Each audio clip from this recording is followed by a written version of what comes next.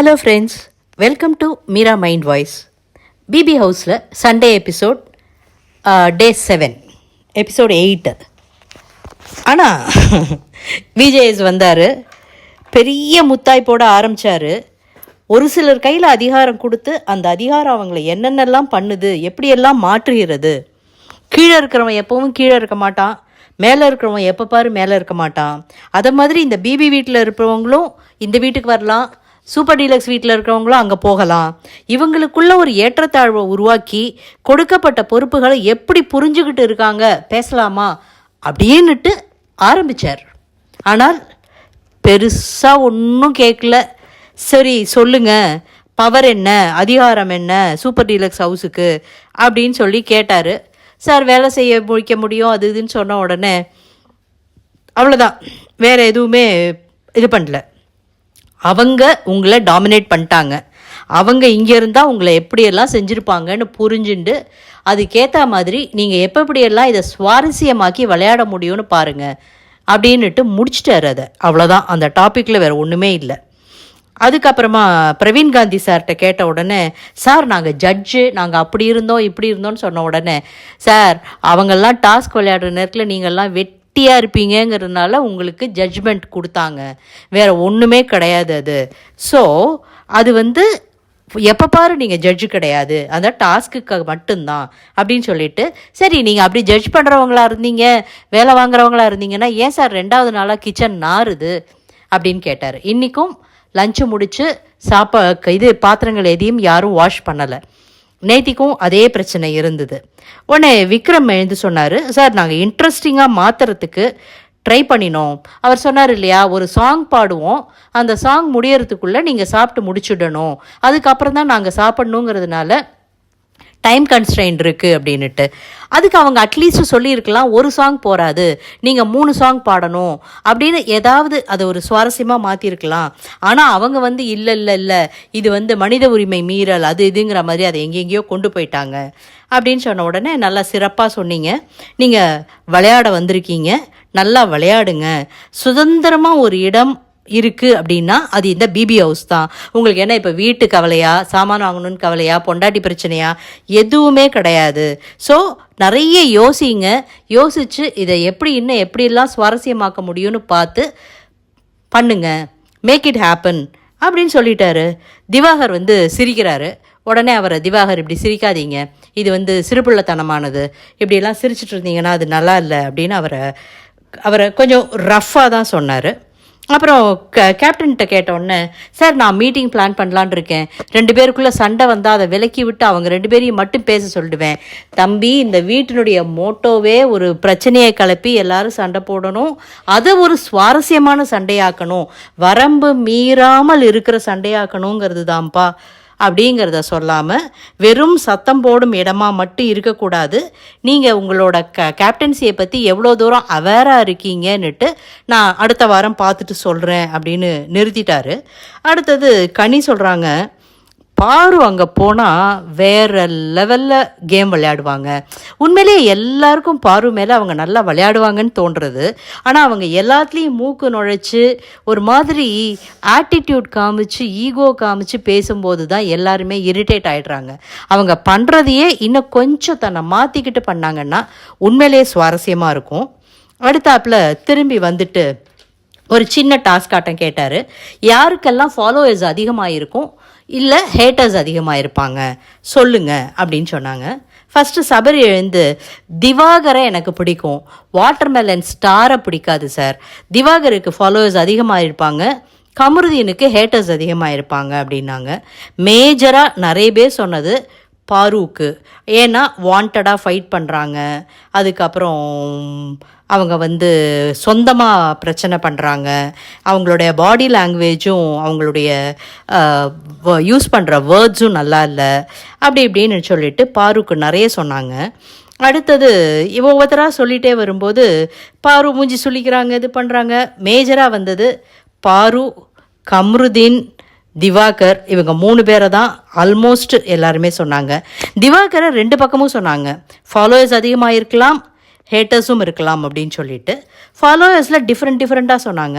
துஷார், சுபிக்ஷா, அப்சரா, கனி, சபரி, இந்த மாதிரி எஃப்ஜே, வியானா எல்லாரையுமே சொன்னாங்க. ஆனால் இது கமருதீனை காமு அண்ணான்னு சொன்னோன்னே, இப்படி சொல்லாதீங்கப்பா, வெளியில எல்லாம் தப்பு தப்பாக கேட்குது அப்படின்னாங்க. வினோத் சொல்லும்போது வியன்னா வந்து ஜெயிலில் இருக்கும்போது நிறைய ஷேர் பண்ணிக்கிட்டாங்க, அவங்கக்கிட்ட நிறைய பொட்டென்ஷியல் இருக்குது, ஸோ அவங்களுக்கு ஃபாலோவர்ஸ் ஜாஸ்தியாக இருக்காங்கன்னு ஜெயில் பறவைகள் அப்படின்ட்டு கிண்டல் பண்ணினார். அதுக்கப்புறம் கமருதீன் சொன்னார், ஒரு சிலையை செதுக்கும்போது வேண்டாததை தட்டி தான் எடுக்கணும், எல்லாரும் சொல்ல தான் சொல்லுவாங்க, அது எல்லாத்தையும் நம்ம பார்த்து இது பண்ணி தான் வரணும்.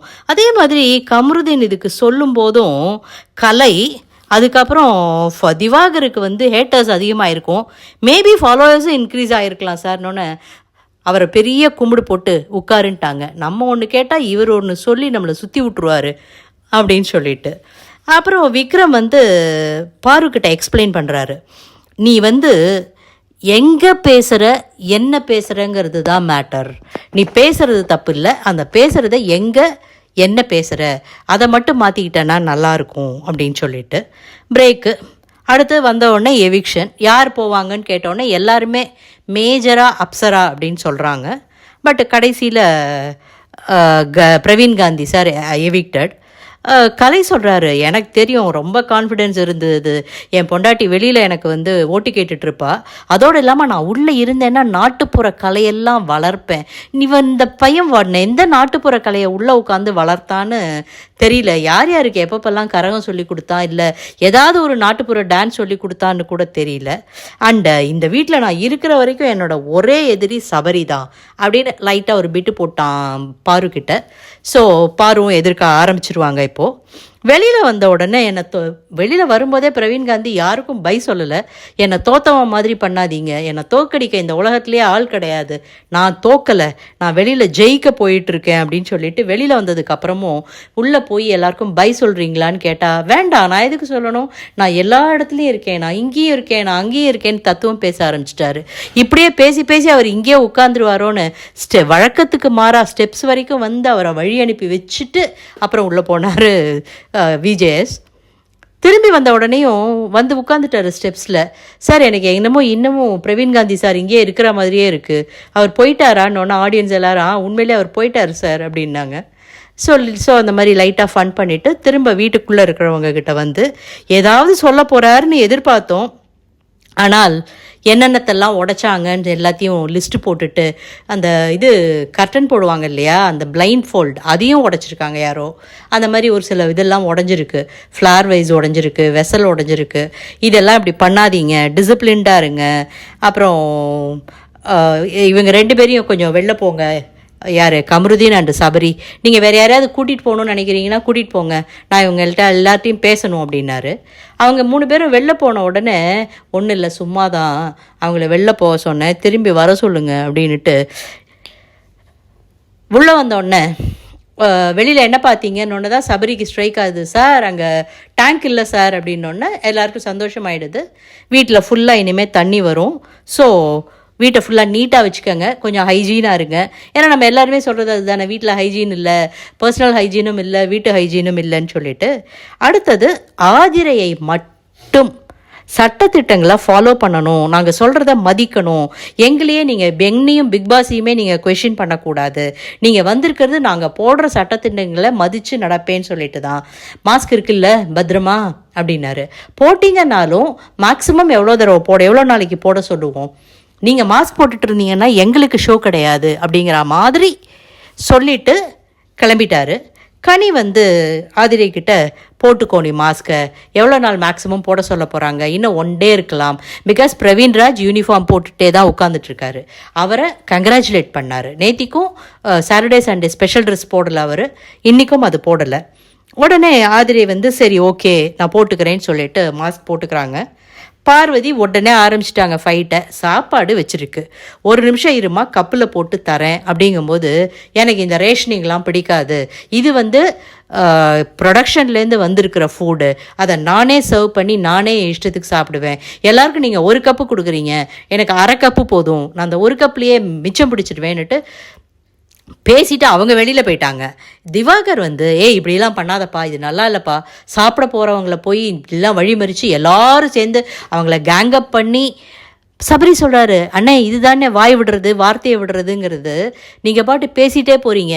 அவங்க வந்து எனக்கு அரை கப்பு போதுன்னு சொல்லியிருந்தா அரை கப்பு கொடுத்துருக்க போகிறோம். பிகாஸ் மத்தியானம் ஒரு சிலருக்கு சாப்பாடு இல்லை, தீந்து போயிருந்திருக்கு. அதனால தான் ஒருத்தருக்கு ஒரு கப்புன்னு கொடுத்துட்டோன்னா எல்லாரும் ஷேர் பண்ணி எடுத்துக்கலாமே, மிச்சம் இருந்தால் கூட எடுத்துக்கலாமே அப்படின்னு வேறு யாருமே எதுவுமே சொல்லலை. எஃப்ஜேயும் கனியும் இதை தான் சொன்னாங்க. மத்தியானம் ஒரு சிலருக்கு சாப்பாடு இல்லாமல் போச்சு, அதனால தான் கப்பில் போட்டு கொடுங்கன்னு சொல்கிறதுன்னுட்டு அதையே ஒரு இஷ்யூ ஆக்கி உடனே திவாகர் இஷ்டத்துக்கு வாயை விட, திரும்ப உள்ளே வந்ததுக்கப்புறம் சபரி வந்து நான் என்னுடைய புரிதலுக்காக கேட்குறேன், இதில் உனக்கு என்ன பிரச்சனை இருந்தது அப்படிங்கும்போது, என்னை யாரும் கண்ட்ரோல் பண்ணுறது எனக்கு பிடிக்காது, நானே எடுத்து போட்டு சாப்பிடுவேன், நான் திவாகர் அண்ணனுக்கு சொல்லியிருக்கேன் இருங்க அண்ணேன்னு நான் கப்பில் போட்டு கொடுக்குறேன், ஆனால் நீ வந்து அரை கப்பு கொடுன்னு சொன்னால் அரை கப்பு கொடுத்துருக்க பாரு, என்ன எனக்கு யாரும் சர்வ் பண்ண வேண்டிய தேவையில்லை, நானே எடுத்து போட்டு சாப்பிடுவேன், நீ எனக்கு வந்து சேவகம் பண்ணணும்னு அவசியம் இல்லை. ஆஸ் யூஷுவல் அவங்க 2 பேரும் கேங்கப் பண்ணி ஆரம்பிச்சிட்டாங்க. வரும் வாரம் எப்படி இருக்க போகிறது? இவர் சொன்னதில் எல்லாரும் எதையாவது மாற்றிக்க போகிறாங்களா? ஆரம்பிக்கிற மண்டே புதுசாக இருக்க போகிறதா? துஷாரனுடைய கேப்டன்ஷிப் எப்படி இருக்க போகிறது? சமாளிப்பாரா இல்லை தலை தெரித்து ஓடுவாரா? என்ன நடக்குதுன்னு நாளைக்கு பார்க்கலாம். இந்த வீடியோ உங்களுக்கு பிடிச்சிருந்ததுன்னா லைக் பண்ணுங்கள், ஷேர் பண்ணுங்கள், சப்ஸ்கிரைப் பண்ண மறக்காதீங்க. தேங்க்யூ.